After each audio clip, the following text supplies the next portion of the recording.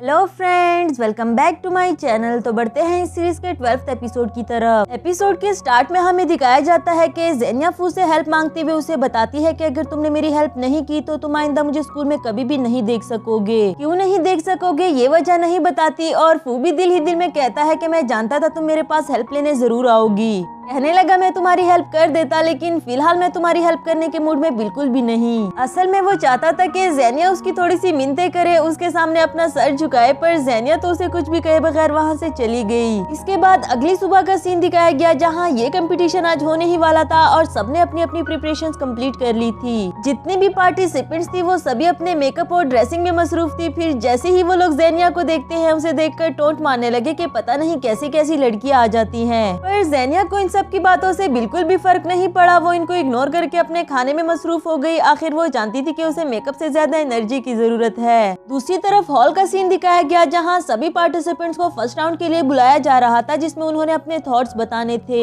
Xenia को कोई और सपोर्ट करे या ना करे, या फिर उसकी फर्स्ट प्राइज आ सके या नहीं, लेकिन उसके क्लास फेलोज उसे जरूर सपोर्ट कर रहे थे। यहाँ एक पार्टिसिपेंट का भूख से बुरा हाल हो रहा था और ज़ेनिया के पूछने पर उसने बताया कि मैंने 2 दिन से कुछ भी नहीं खाया था ताकि मैं अपनी बॉडी फिगर को मेंटेन रख सकूं। तो वही एक जज ग्रैंडपा से मिला हुआ था ज़ेनिया को फर्स्ट प्राइज ना देने के लिए ताकि वो अपने घर वापस चली जाए। इसके बाद जब ज़ेनिया की टर्न आई तो एला की फ्रेंड ने क्वेश्चन किया कि तुम्हें किस चीज ने मोटिवेट किया कि तुम इस कंपटीशन में पार्ट लो, हालांकि तुम जानती हो कि तुम हार जाओगी। वो भी वही पहुंच आया। यहाँ हान और गुनेन को उस लड़की का ये क्वेश्चन बिल्कुल भी अच्छा नहीं लगा और गुनेन ने उसे ऐसे सवाल करने से मना कर दिया। ज़ेनिया बोली कोई बात नहीं, मैं इसके इस सवाल का जवाब दे सकती हूँ। उसे एक लंबा चौड़ा लेक्चर देने लगी कि इंसान की खूबसूरती सिर्फ उसका आउटर लुक नहीं होता, और वैसे भी इस बात को आज तक दुनिया में कौन प्रूव करके दिखा सका, बल्कि खूबसूरती तो वो होती है जिसे आप फील कर सको। सभी को उसका ये लेक्चर काफी अच्छा लगा। फू ने उसके लिए सबसे पहले क्लैपिंग की। उसके क्लास फेलोज भी उसे काफी सपोर्ट करते रहे। ग्रैंडपा भी अपनी ज़ेनिया को मान ही गया कि ये यकीनन मेरा ही खून है जो कभी भी हार नहीं मानेगी। नेक्स्ट राउंड में ज़ेनिया को अपना सॉन्ग प्ले करके दिखाना था, जिसकी उसे अच्छे से प्रैक्टिस नहीं थी, लेकिन वो फिर भी कोशिश करती रही। जब उसने नोटिस किया तो फू उसकी हेल्प करने के लिए पहुंच गया था। हालांकि उसे फू से यहाँ आने की उम्मीद बिल्कुल भी नहीं थी,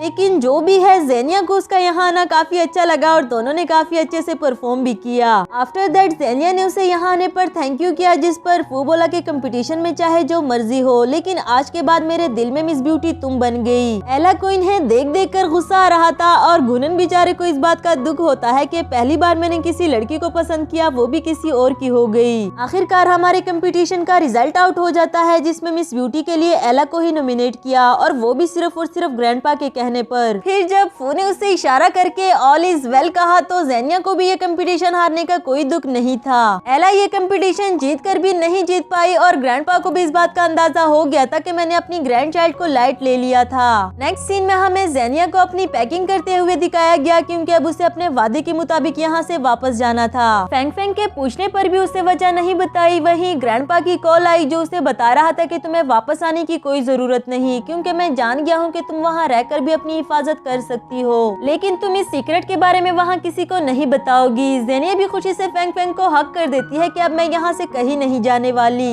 नेक्स्ट मॉर्निंग का सीन दिखाया जाता है। शनशिंग को कॉल आई कि तुम्हें फू के साथ अगले हफ्ते एक और शूटिंग करने के लिए जाना होगा, और उसे ये सोच सोच कर गुस्सा आ रहा था कि पता नहीं ये झूठ मैं कब तक दूसरों से छुपाऊंगी। इसके बाद जब वो क्लास में आती है तो स्टूडेंट्स एक एनुअल ट्रिप के बारे में बात कर रहे थे, और उसकी खास बात ये थी कि जो भी इस ट्रिप पर आज तक गया है उसे उसका सच्चा प्यार मिल गया। वैसे तो ज़ेनिया ऐसी फजूल बातों पर बिल्कुल भी यकीन नहीं करती, लेकिन जब क्लास फेलो ने उसे कुछ कपल्स दिखाए जो कि उसी ट्रिप में जाकर बने थे तो उसे भी थोड़ा थोड़ा यकीन होने लगा। मगर उसे इस बात का दुख था कि वो दोनों शूटिंग की वजह से नहीं जा पाएंगे। ऊपर से टीचर ने भी बता दिया कि जिसके पास कोई वैलिड रीजन ना हो वो इस ट्रिप पर जाने के लिए मना नहीं कर सकता। ये बात सुनकर ज़ेनिया खुश हो जाती है, क्योंकि उसे इस बात की उम्मीद थी कि फू कंपनी में कॉल करके शूटिंग कैंसिल करवा देगा, और उसने बिल्कुल वैसा ही किया। ज़ेनिया भी वही खड़े वेट करती है कि अब थोड़ी देर में उसे भी कॉल आ जाएगी कि शूटिंग कैंसिल हो गई है। अनफॉर्चुनेटली उसे डैनियल की कॉल आई जिसने बताया कि शूटिंग कैंसिल वैंसिल कोई नहीं हुई, बल्कि टाइम पर आकर शूटिंग कंप्लीट करनी है ताकि फू अपने स्कूल ट्रिप पर जा सके।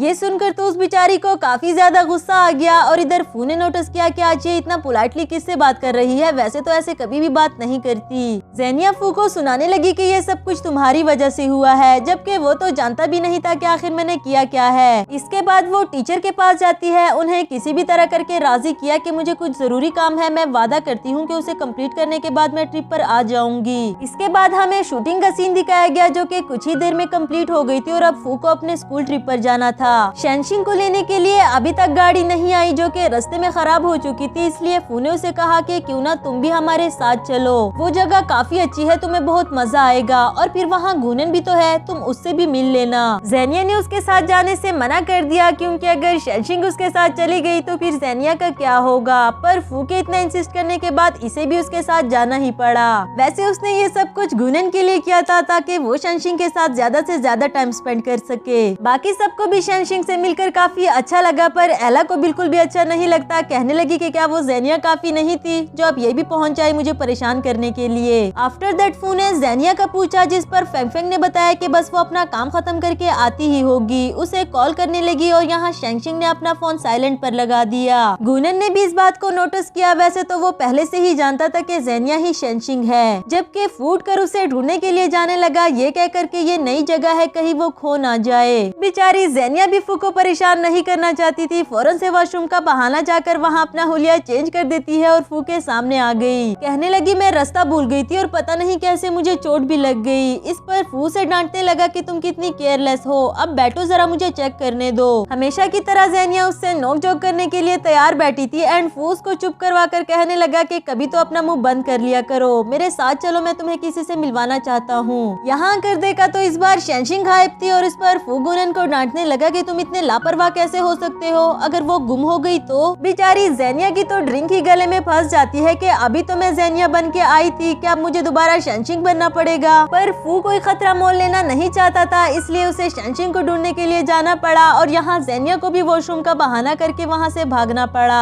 जल्दी से अपना हुलिया चेंज किया, शेनशिंग बनकर फू के सामने आई, उसे बताया कि मैं बस यहाँ की सीनरी देख रही थी। उसे ढूंढ कर लाने के बाद अब ज़ेनिया गायब थी और फू उसे ढूंढने के लिए जाता है। बेचारी ज़ेनिया को ये आंख मचोली खेलनी पड़ी। इस सब में गुनन अपने आप को बहुत बेबस फील कर रहा था क्योंकि वो तो सब कुछ जानता था, इसके बावजूद भी ना वो ज़ेनिया को कुछ कह सकता है और ना ही फू को। खैर काफी देर तक तो वो भी इन दोनों की ये आंख मचोली देखता रहा और आखिरकार तंग आकर वो शेनशिंग को ज़ेनिया बुला देता है। कहने लगा कि अब एक्टिंग करना बंद कर दो, मैं सब कुछ सच सच जानता हूँ। अब जब वो सब कुछ जान गया था तो ज़ेनिया भी उससे मजीद कुछ नहीं छुपाती, उसे सच सच बता दिया कि मैं यहाँ सिर्फ अपने डैड के बारे में इंफॉर्मेशन लेने आई हूँ। जिस दिन मुझे उनके बारे में इंफॉर्मेशन मिल गई मैं यहाँ से चली जाऊंगी, लेकिन तब तक तुम मेरे सीक्रेट के बारे में किसी को कुछ मत बताना। इवन के वो फू को भी इस बारे में कुछ नहीं बताना चाहती थी और गुनन को भी इस बारे में उसे बताने से मना किया क्योंकि एक दिन वो डायरेक्टली गायब हो जाएगी और इस तरह फू को पता लग ही जाएगा। गुनन ने उससे वादा किया कि मैं इस बारे में किसी को कुछ नहीं बताऊंगा और अगर कभी भी तुम्हें मेरी हेल्प की जरूरत पड़े तो मैं हमेशा तुम्हारे लिए हाजिर हूँ। इसके बाद जब ये दोनों फू के पास वापस आते हैं और वो ज़ेनिया के बारे में पूछने लगा तो इस पर गुनन ने बताया कि वो सो गई है क्योंकि वो काफी ज्यादा थक गई थी। मेरे ख्याल से तुम्हें भी उसे सोने देना चाहिए और इसी के साथ हमारा ये वाला एपिसोड भी खत्म हुआ।